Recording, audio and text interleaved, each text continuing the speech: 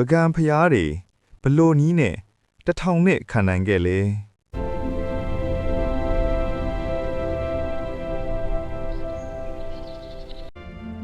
ပကံဖျားတွေကိုစီးမဲ့မတုံပဲတထောင်နဲ့ကျော်ခံနိုင်နေတာဘလို့ဖြစ်နိုင်တာလဲငလျင်တွေကြားမှာတော့အချို့ဖျားတွေကမပြိုမလဲရက်တည်နေတာအံ့ဩစရာမဟုတ်ဘူးလား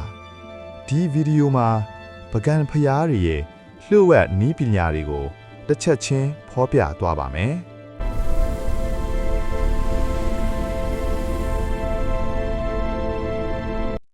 စီမံမရှိရဲ့အုတ်နီးပညာ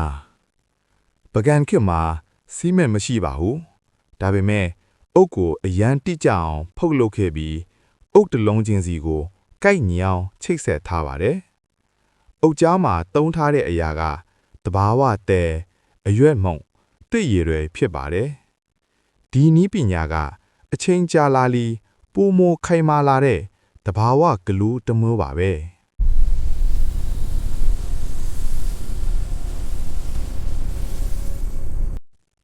အလေးချိန်ချိန်ညီမှုပကံဖျားတွေဟိုအောက်ပိုင်းအလွန်ထူအောင်စောက်ပြီးအပေါ်ပိုင်းကိုတဖြည်းဖြည်းပေါ့ပါအောင်ဒီဇိုင်းလုပ်ထားပါတယ်ဒီလိုစောက်ထားကြောင်အလေးချိန်က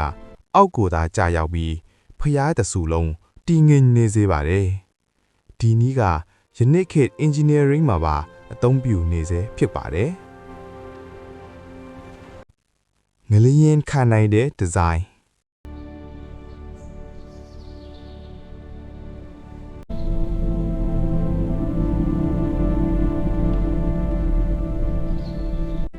မြန်မာနိုင်ငံဟာငလျင်အန်တရယ်ရှိတဲ့နေရာပါပကံဖျားတွေမှာအနည်းငယ်လှုပ်ရှားနိုင်အောင် space တေးသေးလေးတွေထားပါတယ်ဒီ flexible design ကြောင့်ငလျင်ဖြစ်တဲ့အချိန်စွမ်းအားကိုခြေဖြတ်ပေးနိုင်ပြီးပြိုကျမှုကိုလော့နဲစေပါတယ်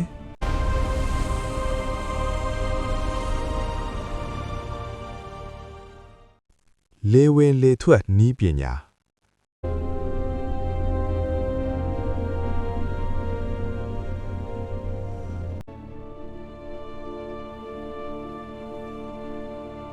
ပကံဖျားအတွင်းမှာအပူချိန်များမှမြင့်မှာမူဘာကြောင့်လဲဆိုတော့လေဝင်လေထွက်လမ်းကြောင်းတွေကိုတဘာဝအတိုင်းတွက်ချက်ပြီးစောက်ထားလို့ပါဒီနည်းကြောင့်အုတ်တွေမပျက်စီးလွယ်နေရန်ပန်းချီတွေပါနှိရာစုများစွာကြာရှည်ခဲ့ပါတယ်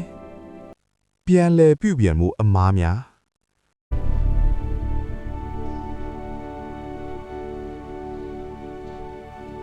တချို့အချိန်တွေမှာခက်မီစီမံထုံးပြီးပြန်လည်ပြုပြင်ခဲ့တဲ့ဖျားတွေကမူလဖျားထက်ပိုပျက်စီးလွယ်ခဲ့ပါတယ်။ဒါကြောင့် UNESCO ကမူလနီးပညာကိုသာအသုံးပြုဖို့အကြံပြုထားပါတယ်